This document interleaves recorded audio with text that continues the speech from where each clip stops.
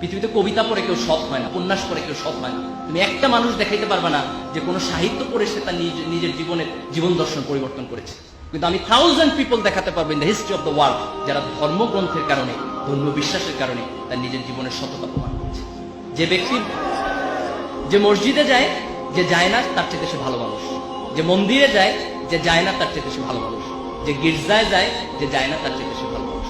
পৃথিবীর কোনো ধর্ম মানুষকে অন্যায় শেখায় না, পৃথিবীর কোনো ধর্ম মানুষকে মিথ্যা কথা শেখায় না, পৃথিবীর কোনো ধর্ম মানুষকে নগ্নতা শেখায় না, পৃথিবীর কোনো ধর্ম মানুষকে অশ্লীলতা শেখায় না। কিন্তু তুমি তোমার ধর্মের কাছে ফিরে যাও। একটা ধর্মহীন সমাজ করে আমরা মানুষের সমাজ বানাতে পারবো না। আজকে পাশ্চাত্যের সমাজ তো মানুষের সমাজ নাই, এটা অমানুষের সমাজ হয়ে গেছে, ভয়ঙ্কর অমানুষের সমাজ হয়ে গেছে। এই ধর্মহীন পাশ্চাত্যের সমাজ যেন আমাদের টার্গেট না। তোমাকে একটা জিনিস মনে রাখতে হবে, তুমি পরিশ্রম করবা, তুমি তার ফলাফল পাবা। তুমি ফাঁকিবাজি করবা, তারও ফলাফল তুমি পাবা। প্রত্যেকটা ভালো কাজের একটা রিওয়ার্ড আছে, প্রত্যেকটা খারাপ কাজের একটা পানিশমেন্ট আছে। আমি দুইটা ধর্মের দুইটা মাইথোলজি থেকে দুইটা কোট করে আমি আমার বক্তব্য শেষ করব। হিন্দু ধর্মের একটা গল্প আছে এরকম যে তাদের একজন রাজা ছিলেন, মোস্ট প্রবাবলি তার নাম ছিল গান্ধারী। একটা যুদ্ধে তার অনেকগুলো সন্তান মারা গেছে। তো সে ঈশ্বরকে প্রশ্ন করলো যে ঈশ্বর, তুমি আমাকে এত বড় পানিশমেন্ট কেন দিলে যে আমার সব সন্তান একটা যুদ্ধে মারা গেল? আমি তো এরকম কোনো অন্যায় করি নাই, আমার যতটুকু মনে পড়ে আমি আমার জীবনে যাতে কোনো সিন, কোনো ক্রাইম আমি করিনি। ঈশ্বর তাকে বলতেছেন যে তুমি ছোটবেলায় যখন খেলাধুলা করতেছিলে, তো একদিন খেলার ছলে কিছু প্রজাপতি মেরেছে, প্রজাপতি মেরে তুমি তোমার গলায় মালা বানিয়েছে। বলছে ওই প্রজাপতি মারার পানিশমেন্ট হিসেবে আমি তোমার সন্তানকে এই যুদ্ধ হত্যা করেছি। সে হচ্ছে আমি তো এটা খেলার ছলে করেছি। ঈশ্বর বলতেছে আমিও এটা খেলার ছলে করেছি। This important. সে তার ছোটবেলায় একটা জীবকে হত্যা করেছে, হয়তো বুঝে নাই, but that wrong did punishment হিসেবে তার জীবনে ফেরত এসেছে। বুখারী শরীফে একটা হাদিস আছে যে প্রাচীন আমলের একজন মহিলা ছিলেন, তিনি খুব খারাপ মহিলা ছিলেন। তিনি একদিন রাস্তা দিয়ে যাচ্ছেন, হঠাৎ করে তিনি দেখছেন একটা কুকুর খুব পিপাসক্ত। খুব দয়া হলো কুকুরটা দেখে, এবং তিনি একটা কুয়া থেকে পানি তুলে নিয়ে এসে সে কুকুরটাকে খাওয়ালেন। এবং আল্লাহ রাসূল সে হাদিসে কোট করছেন যে এই যে একটা তৃষ্ণার্ত জীবের প্রতি তার অন্তরে কিছুটা দয়া সৃষ্টি হয়েছে, সেটার কারণে খোদা তার পুরাতন জীবনের সকল গুনাহকে মাফ করে দিয়েছে। That was a very small ভালো কাজ, খুব ছোট্ট একটা ভালো কাজ, কিন্তু সেই ভালো কাজটা খোদার আরশে গিয়ে অনেক বড় হিসাবে তার কাছে প্রতিদান হিসাবে ফেরত এসেছে। এই যে আমরা আমাদের জীবনে অনেকগুলো কাজ করি, আমরা তো অনেক ভাবি না যে এটার আউটপুট কি হবে, কিন্তু তুমি একটা ছোট্ট ভালো কাজ করো, বিলিভ মি, এই ভালো কাজের প্রতিদান তুমি তোমার জীবনে পাবে।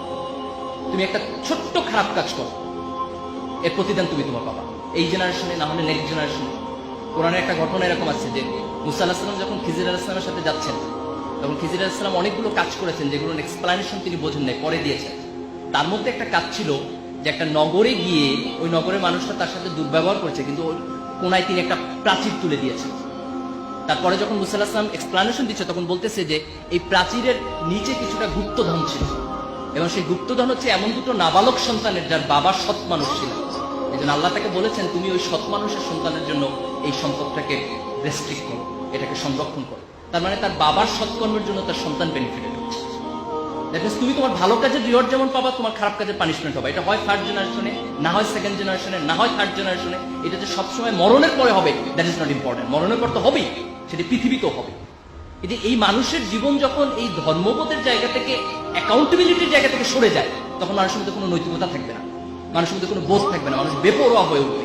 এবং সেই বেপরোয়া মানুষ শিক্ষিত হলেও কিছু যায় আসে না, সে বেপরোয়া মানুষ এ প্লাস পাইলেও কিছু যায় আসে না। কারণ আমাদের সোসাইটি আমরা দেখেছি যে আমাদের অনেক শিক্ষিত মানুষ আজকে করাপশন করছে, অনেক শিক্ষিত মানুষ আজকে দেশের সম্পদকে বিক্রি করে দিয়েছে দেশের বাইরে।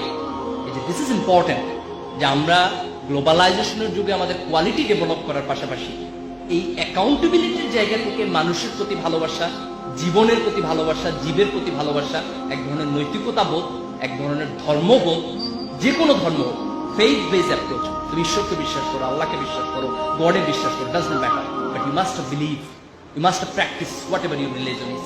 You must have the sense of the accountability, যে ভালো কাজ করলে এটা একটা ভালো কিছু পাবা, তোমাকে এটা এনকারেজ করবে। একটা খারাপ কাজ করলে তোমার পানিশমেন্ট হবে, ভয় তোমার মধ্যে থাকতে হবে। এই দৃষ্টিভঙ্গি যখন আমাদের জীবনকে নিয়ন্ত্রণ করবে, তখন সত্যিকার অর্থে আমরা একটা ভালো সমাজ করতে পারবো।